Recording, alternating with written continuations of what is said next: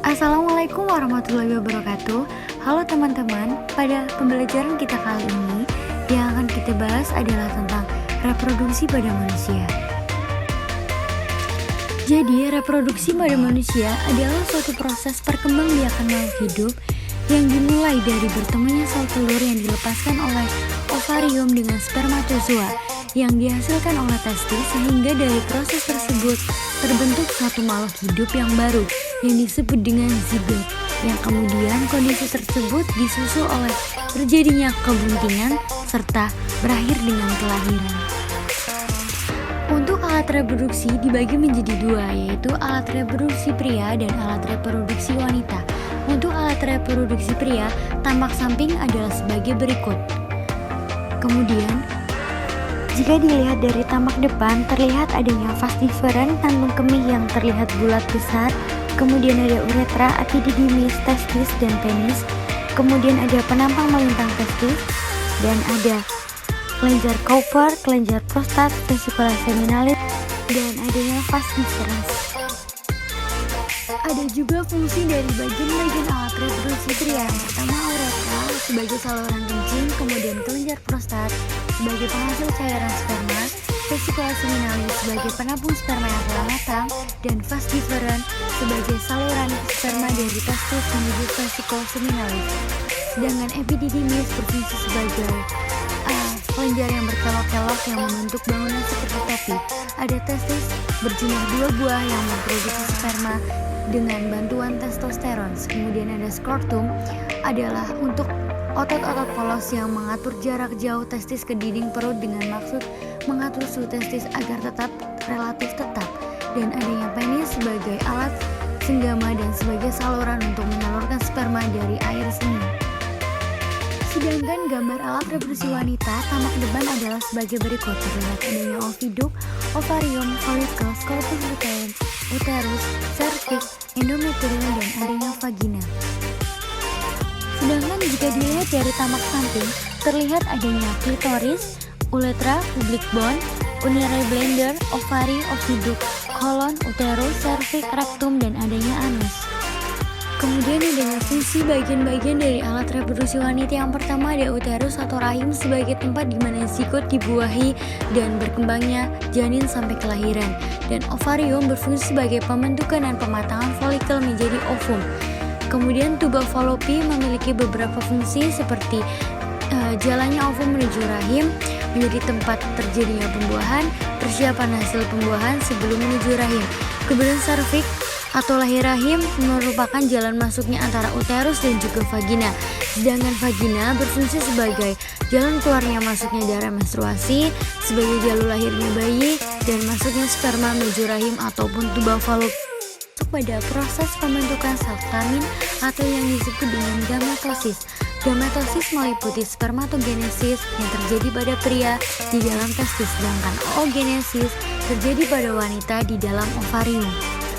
Selanjutnya ada struktur dari sperma yang sangat jelas yang terdiri dari kepala, leher, dan ekor. Kemudian ada tahapan dari spermatogenesis. Spermatogenesis adalah proses pembentukan sel sperma di dalam testis pria.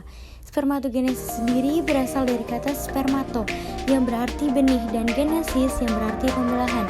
Berikut bagian dari spermatogenesis yang dimulai dari pembelahan mitosis, dilanjutkan oleh meiosis dan menghasilkan spermatid dan akhirnya menjadi spermatozoa atau sperma matang.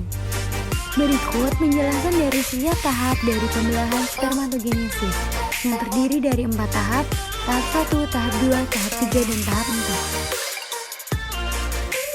4. Ada juga yang mempengaruhi faktor terjadinya spermatogenesis. Yang pertama, spermatogenesis sangat sensitif terhadap perubahan suhu.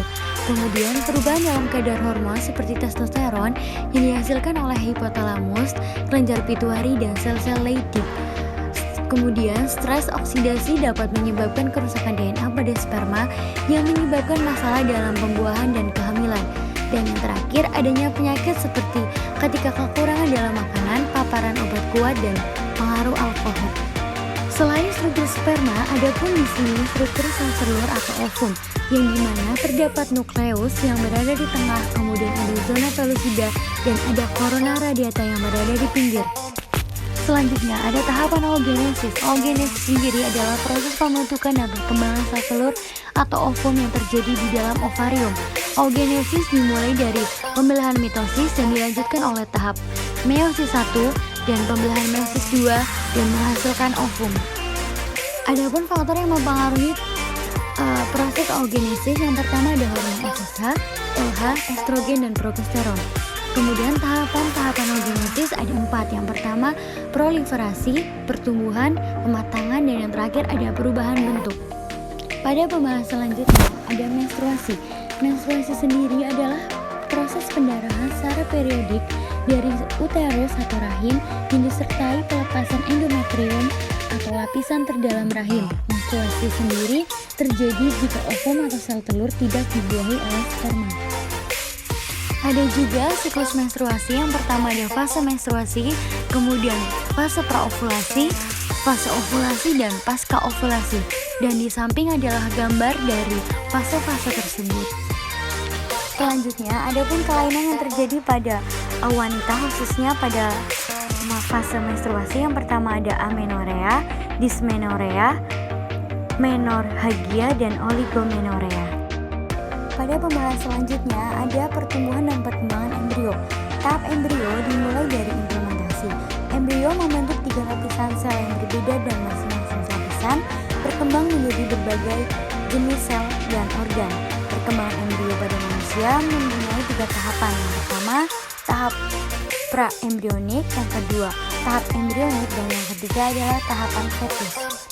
Berikut gambar dari pertumbuhan dan perkembangan embrio bisa dilihat dengan jelas pada setiap perkembangannya.